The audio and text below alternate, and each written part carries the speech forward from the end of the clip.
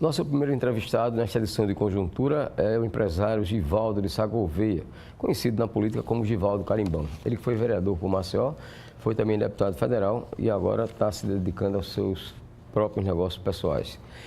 Mas ele, quando foi deputado federal, ele se especializou em um trabalho de combate às drogas e, inclusive, participou ativamente como relator da elaboração de uma lei antidrogas que já passou na Câmara, passou no Senado e está aguardando a sanção do presidente Jair Bolsonaro. E é sobre esse assunto que ele vai falar aqui conosco. Bem-vindo aqui à nossa Conjuntura mais uma vez. Deputado, vamos chamar de deputado, quem é rei sempre mantém a majestade. Bom, uma das preocupações dessa legislação que foi aprovada foi a separação da lei antimanicomial da lei antidrogas. Por que essa diferenciação? Olha, Flávio, bom dia a todos. É uma honra muito grande participar do seu programa. Tive que estudar muito para chegar a essa conclusão.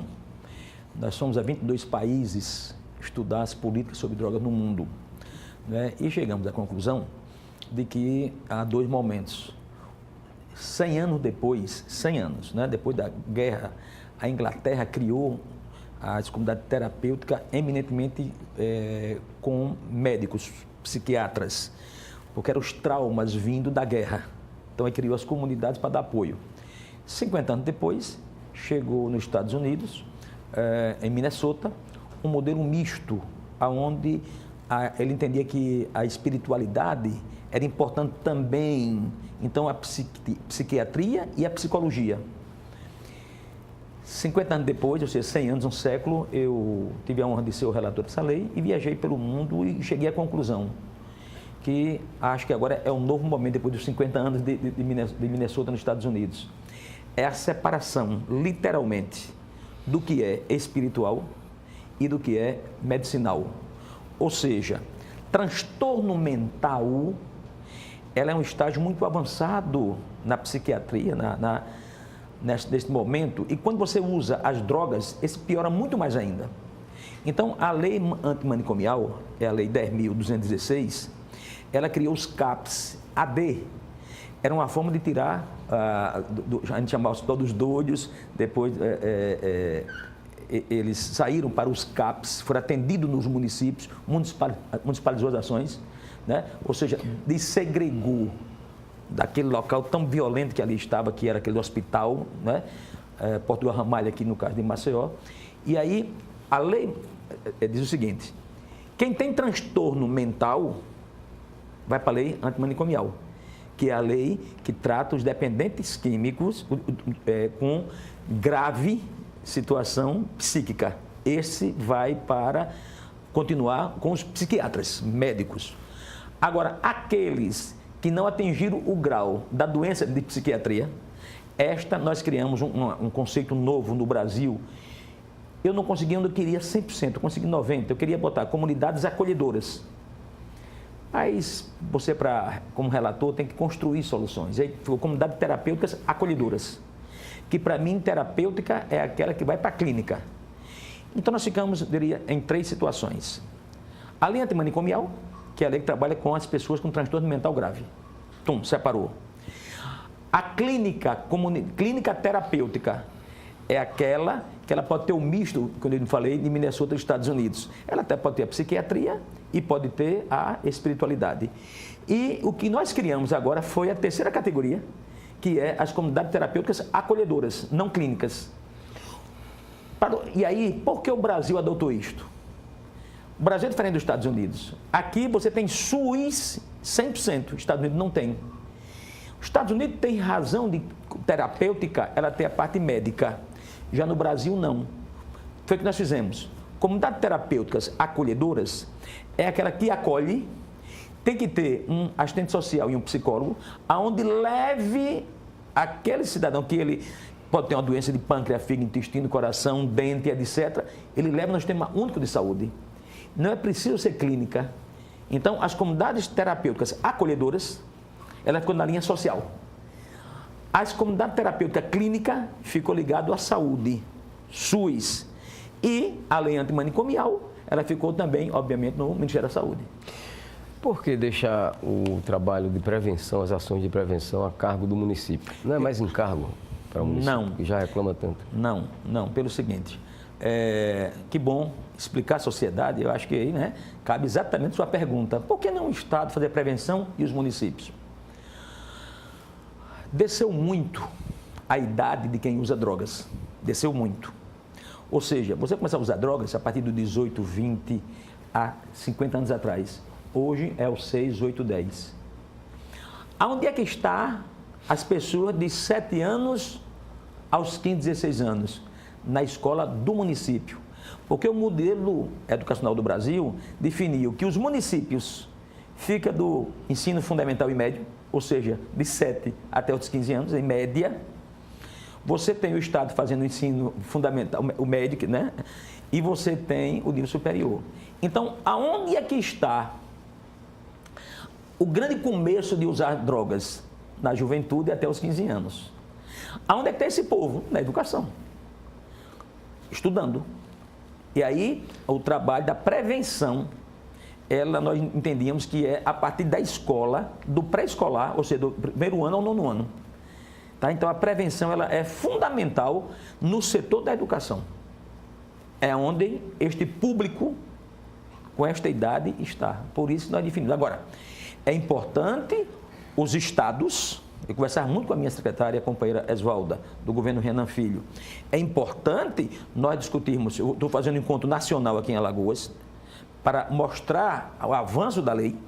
E aí é importante que os estados tenham uma estratégia para levar aos municípios, na educação, para que ali implante a prevenção das drogas.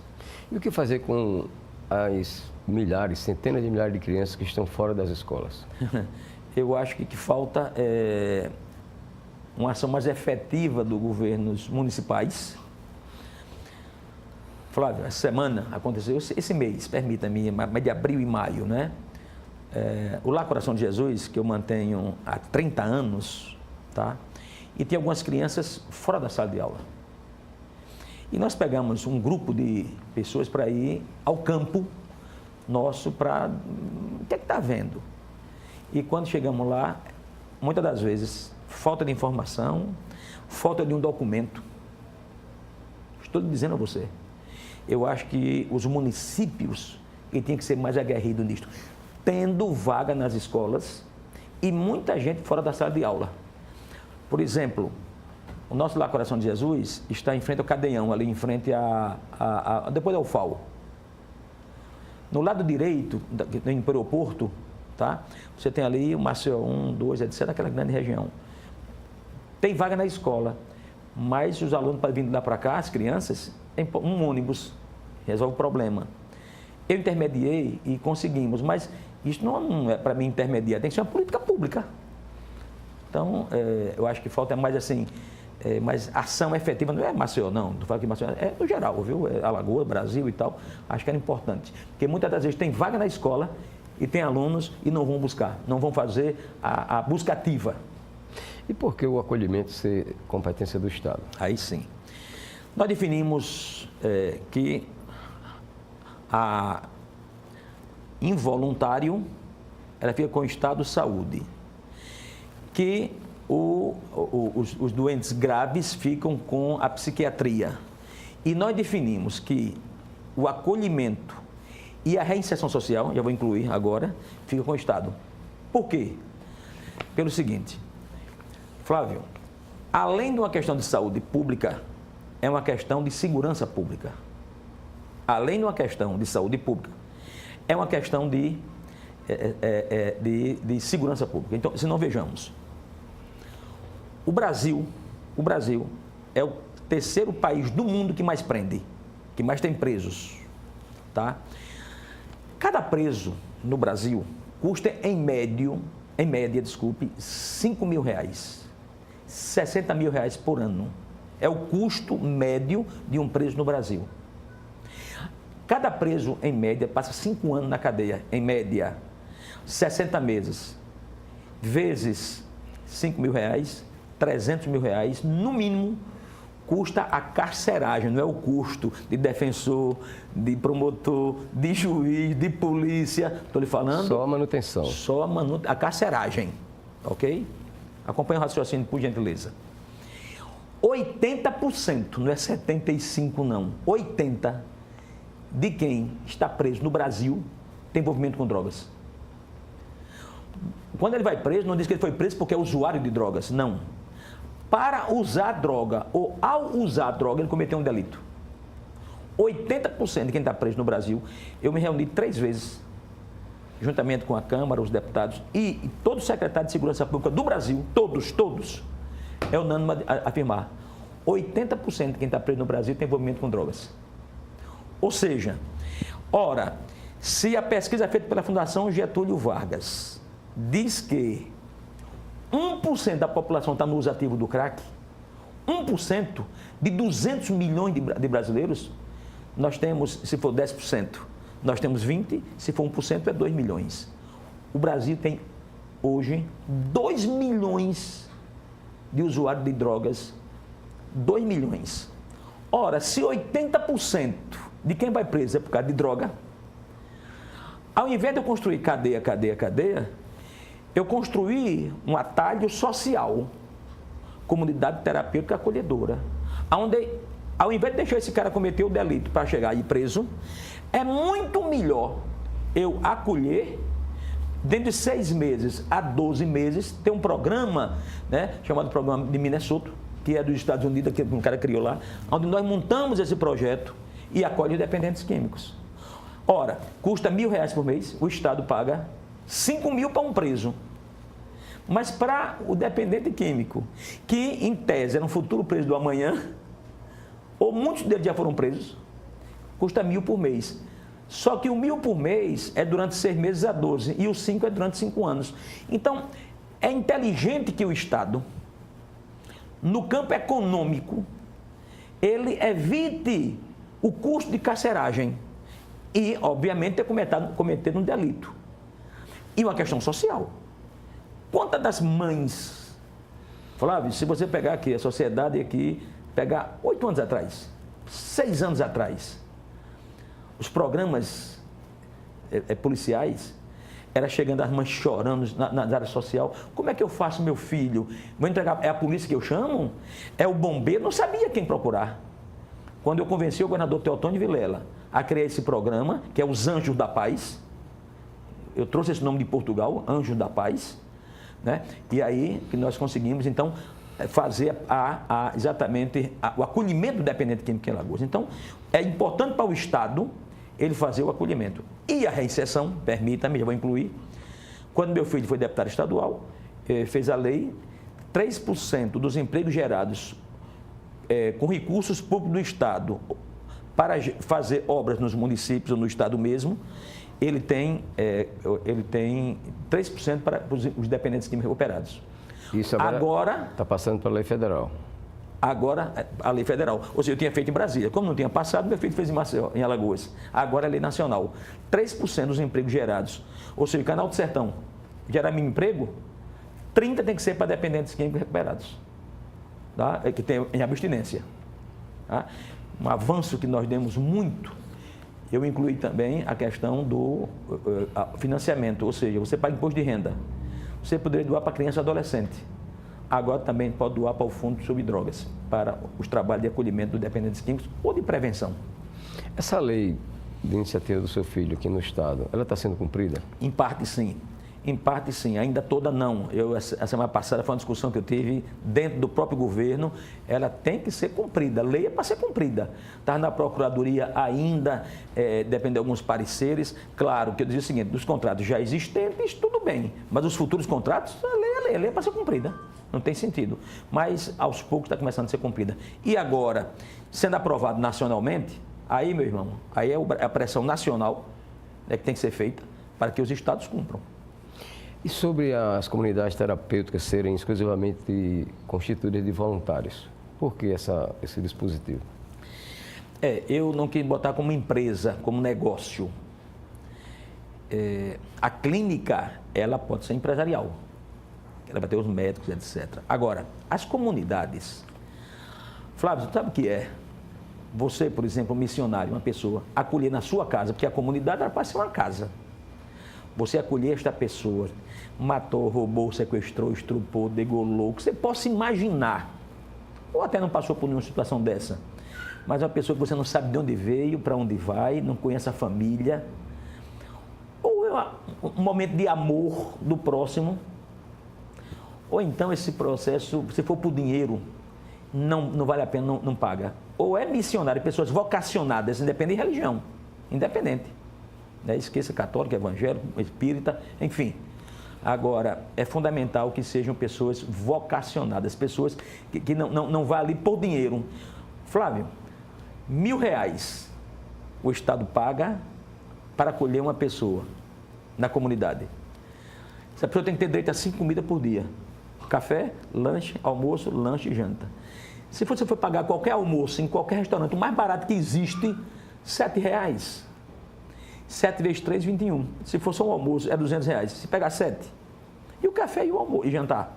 Agora, e o psicólogo, e o assistente social, e o contador, e a luz, e a água, e a manutenção, e o custo de combustível e o telefone, por R$1.000. Essas comunidades, elas vão buscar parceria com as igrejas, com a sociedade. O Estado chamou a sociedade nesse meu projeto que nós montamos, e o Theo Vilela e o Renan Calheiro, o Renan Filho, deu todo o apoio. Nós convidamos, mas também o Estado não paga, vamos dizer assim, 100% do custo. A sociedade participa. Então, é um trabalho, no meu entender, muito mais de pessoas vocacionadas, militantes da área cristã. Um problema muito sério nessa área do combate às drogas, da ação de combate às drogas, é o cidadão querer ou não se submeter a um internamento, por exemplo. Como é que isso é tratado na lei? Nós separamos na lei o que é o cara querer e o cara não querer. O que quer, nós chamamos comunidades acolhedoras voluntárias. Olha que eu botei em Alagoas o nome Comunidades Acolhedoras. Grita no Brasil. Está aí hoje aprovado em todo o Brasil, agora é Comunidade Acolhedora. O que eu tracei há 6 anos atrás no governo Theo Vilela, aconteceu. Comunidade acolhedora voluntária. Acolhedora voluntária. O involuntário são aquelas pessoas que elas não conseguem mais discernir o que é que eles querem. Coitado, está um zumbi que não consegue mais ele discernir a sua vida, o que é que ele quer, o que é que ele não quer. E aí, nós criamos a internação involuntária, porém eu tive muita preocupação. Hoje tem a lei involuntária. A família vai, pega um médico, e aí vai lá, e aí a Defensoria Pública geralmente trabalha junto com a Justiça, determina que o Estado pague e é acolhido. Na Alagoas é assim, tá? É o chamado involuntário. Só que ele pode passar 6 meses, 1 ano, 2 anos, 3 anos, não tem prazo. Eu, como relator, determinei no máximo 90 dias. É a chamada desintoxicação. Aí tem razão o pessoal dos manicomiais, que ali para mim é uma segregação. É você pegar a pessoa e botar ele dentro de um local preso. Não concordo. Não concordo. Acho que os 90 dias foi um avanço na lei, aonde ele tem a desintoxicação. A partir daí, começa a discernir se ele quer ou não quer continuar. Então, o involuntário, ele ficou na classificação clínica, médica, o involuntário. Aí tem que ter psiquiatra, porque aí é muito mais violento, diferente do acolhimento que é na área social. É assistente social que leva ao sistema SUS.